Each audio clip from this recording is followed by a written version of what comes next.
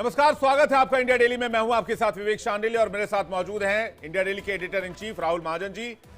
दर्शकों, आपका बहुत स्वागत है। देश में इस समय दो बड़े इवेंट हो रहे हैं जिन पर सभी की निगाहें लगी हुई हैं। पहला प्रयागराज में महाकुंभ चल रहा है और दूसरा दिल्ली में सियासत का महाकुंभ है। दोनों का ताल्लुक यूं तो कोई सीधा नहीं है, लेकिन अलग अलग वजहों से दोनों सुर्खियों में रहे हैं।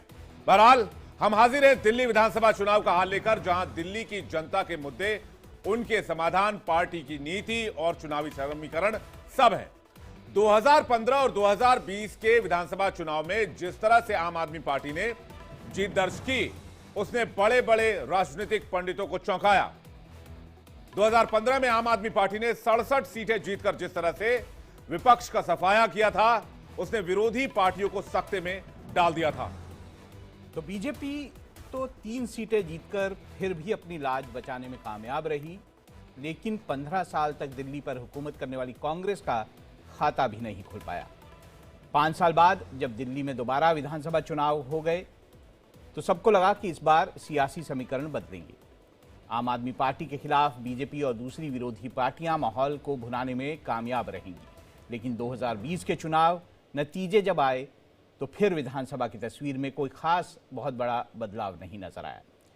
खाली पुरानी सीटों के आखिरी नंबर में फेरबदल हो गया, यानी जो आम आदमी पार्टी के 67 विधायकों की संख्या 62 रह गई और बीजेपी के 3 विधायकों की संख्या बढ़कर 8 पहुंच गई। कांग्रेस अपने पुराने प्रदर्शन पर बरकरार रही, यानी 0 के 0। अन्य के हाथ भी कुछ नहीं लगा। जाहिर है अब 2025 है और 2025 में राहुल जी समीकरण कह रहे हैं बहुत तेजी से बदल रहे हैं और इस बार कांटे की टक्कर का दावा किया जा रहा है। लेकिन इंडिया डेली की ओपिनियन पोल में क्या तस्वीर सामने आई है, अब से थोड़ी देर में दर्शकों के सामने साफ हो जाएगा। इस बीच आम आदमी पार्टी की सरकार अपना तीसरा कार्यकाल पूरा कर चुकी है। हालात बदल चुके हैं क्योंकि इस कार्यकाल में बहुत सारे मुद्दे ऐसे हैं जिनकी वजह से आम आदमी पार्टी सवालों के घेरे में रही है। पहले 2 चुनाव की अगर आप बात करें तो आम आदमी पार्टी की तरफ से चेहरा और मुख्यमंत्री केजरीवाल हुआ करते थे। इस बार पार्टी का चेहरा भले ही केजरीवाल है, लेकिन दिल्ली की गद्दी पर मुख्यमंत्री के तौर पर आतिशी राज कर रही हैं।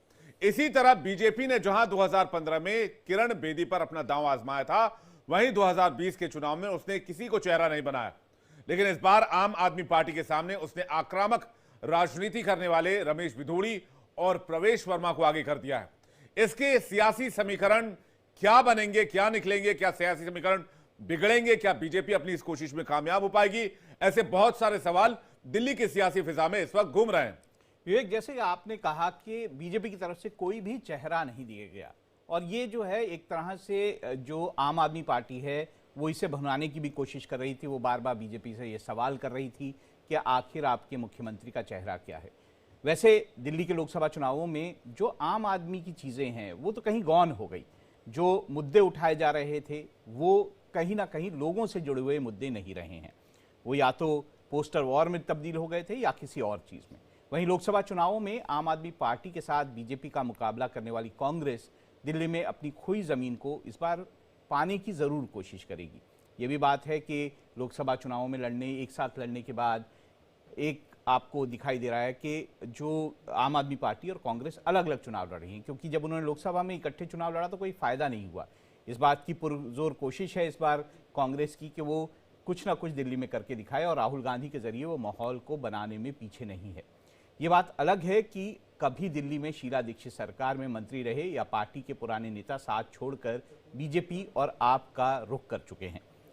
इन सारे सियासी समीकरणों के बीच दिल्ली सरकार और एलजी के बीच टकराव, शराब घोटाला, यमुना फ्रीबीज, यमुना की जो गंदगी है या फ्रीबीज के मुद्दे जो हैं, जिन्हें लेकर जनता का मिजाज भी मायने रखता है कि वो क्या सोचते हैं इस बारे में। ये जो है चुनावों का रुख बदल सकता है। ये सारे मुद्दे आखिर 2025 के चुनावों में ऊंट किस करवट बैठेगा, ये जानना बेहद दिलचस्प होगा और यही जो है हमारी जो ओपिनियन पोल है उसमें इसकी आपको एक झलक मिलेगी। और राहुल जी, ये जो हमने ओपिनियन पोल अभी दर्शकों के सामने रखने का फैसला किया है, इसमें बहुत हद तक 8 फरवरी की तस्वीर हम मानकर चल रहे हैं कि 8 फरवरी की तस्वीर हमें देखने को मिलेगी जब चुनाव नतीजों का ऐलान होगा। क्योंकि दिल्ली का चुनाव बीजेपी और कांग्रेस के लिए भले ही अपनी जमीन पाने से जुड़ा हुआ हो, लेकिन आम आदमी पार्टी के लिए नाक बचाने जैसा है। या पंजाब और दिल्ली के लोकसभा चुनाव का असर दिल्ली विधानसभा चुनाव पर पड़ेगा, यह भी बहुत बड़ा सवाल है। क्या बीजेपी की हरियाणा और महाराष्ट्र विधानसभा में जीत का असर दिल्ली में दिखाई देगा? यह 5 फरवरी को वोटिंग के बाद 8 फरवरी को पता चलेगा, जब नतीजे सामने आएंगे और पता चलेगा दिल्ली की जनता किसे दिल में जगह दे रही है, दिल्ली में किसको जगह दे रही है, किसके हाथ में वो सत्ता थमा रही है, किसे राज करने का मौका दे रही है।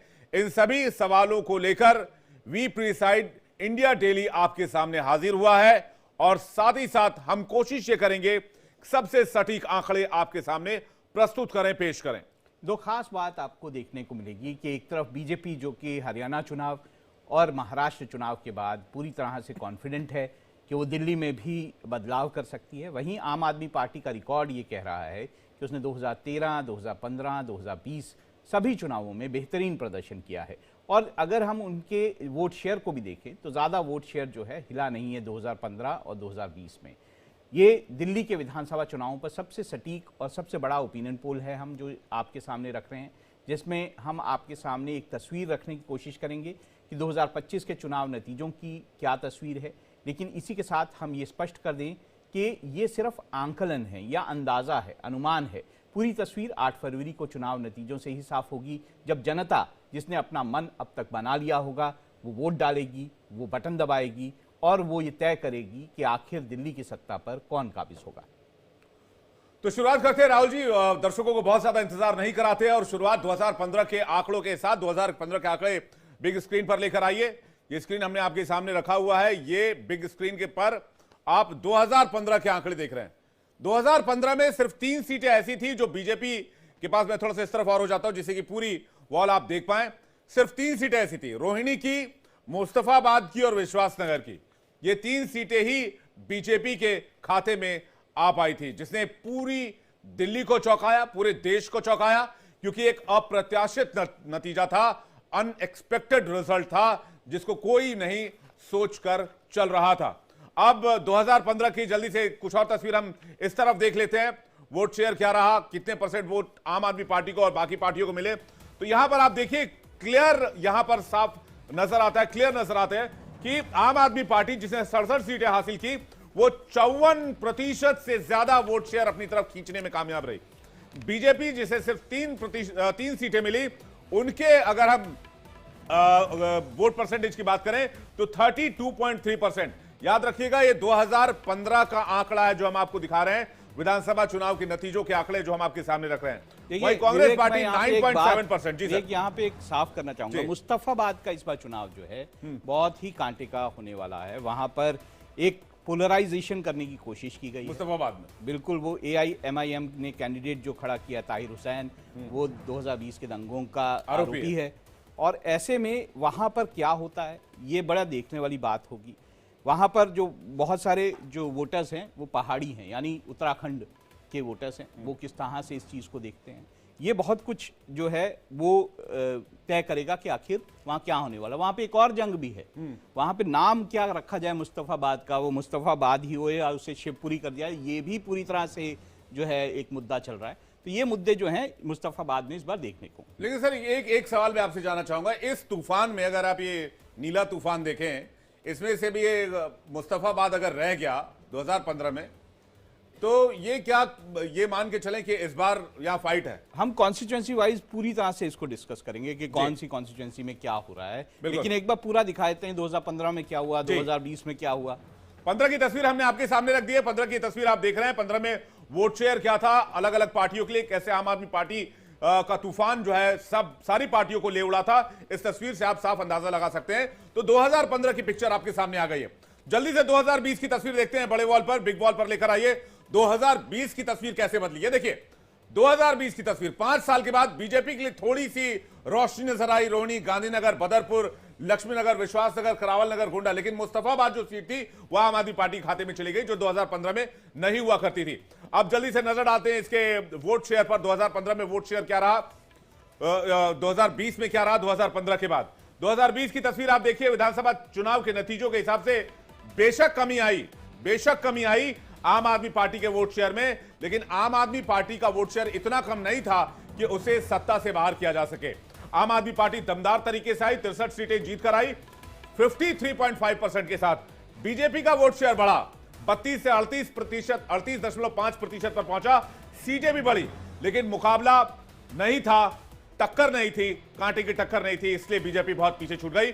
और कांग्रेस का वही एक बार फिर कांग्रेस बहुत इंपॉर्टेंट है जी, कांग्रेस 2013 में जीरो थी। 2013 में जी। 24.55% वोट पे थी, वो 2015 में 9.65% पे पहुंच गई और कांग्रेस जो है 2020 में 4.26% पे पहुंच गई, जो हम दिखा रहे हैं। और ये साबित करता है कि ये जो वोट शेयर है ये सारा आम आदमी पार्टी ने अपनी ओर खींच लिया है।